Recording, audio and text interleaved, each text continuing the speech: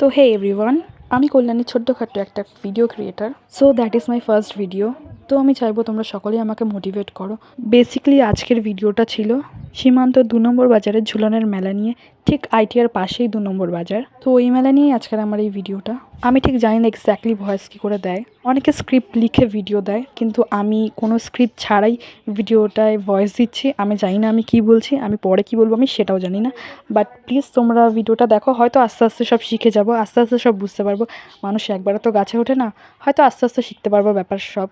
তো ওখানে অনেক ধরনের থিম করেছিল, যেটা তোমরা ভিডিওতে দেখতেই পাচ্ছ। আর ভেতরে করেছিল হচ্ছে গিয়ে পৃথিবীর সৃষ্টি কীভাবে হয়েছিল, যেটা সত্যি খুব ভালো ছিল, যেটা দেখে আমাদের সবার খুব ভালো লেগেছিল।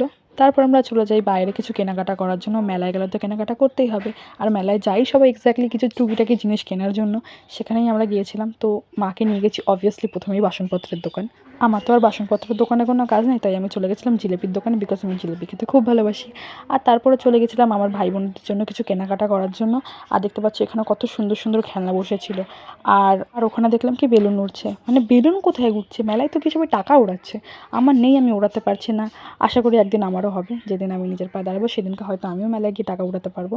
এসব ছোড়ো, দেখতেই পাচ্ছ মেলায় কত ধরনের দোকান বসেছে আর কত ধরনের চুড়ি। মানে এরকম এরকম চুড়ি যেগুলো আমি কোনোদিন দেখিইনি। তারপরে ভাবলাম এইসব দেখে কোনো কাজ নেই, এসব দেখতে গেলে কিনতে ইচ্ছে করবে, আর কিনতে গেলে পকেটে টাকা লাগবে গাইস, ওটা আমার নেই।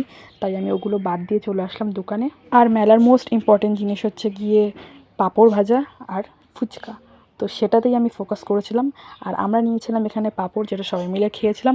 তারপর আমি চলে গেছিলাম ফুচকার দোকানে, বিকজ ফুচকা ছাড়া আমি অসম্পূর্ণ। শুধু আমি কেন, সব মেয়েরাই হয়তো ফুচকা ছাড়া অসম্পূর্ণ। তো ফুচকা ওখানে খেয়ে বাড়ির জন্য কিছু জিনিসপত্র নিয়ে মেলা বাকিটা ঘুরে চলে গেছিলাম বাইরে। আর বাইরে যেতেই দেখলাম ইনি আমার দিকে তাকিয়ে রয়েছে, একবার আমার দিদির দিকে তাকাচ্ছে, একবার আমার দিকে, আমার দিদির দিকে। ব্যাপারটা বুঝতে পারলাম না, বাট ছাড়ো, বাদ দাও। যেটা তোমাকে আমি দেখাতে ভুলে গেছিলাম, এই যে ঠাকুর দেখতেই পাচ্ছ, সবাই প্রণাম করে নিও, মনের ইচ্ছাটা চেয়ে নিও। আজকের জন্য এতটাই। Like, comment, share. Bye bye guys, তোমরা ভালো থেকো।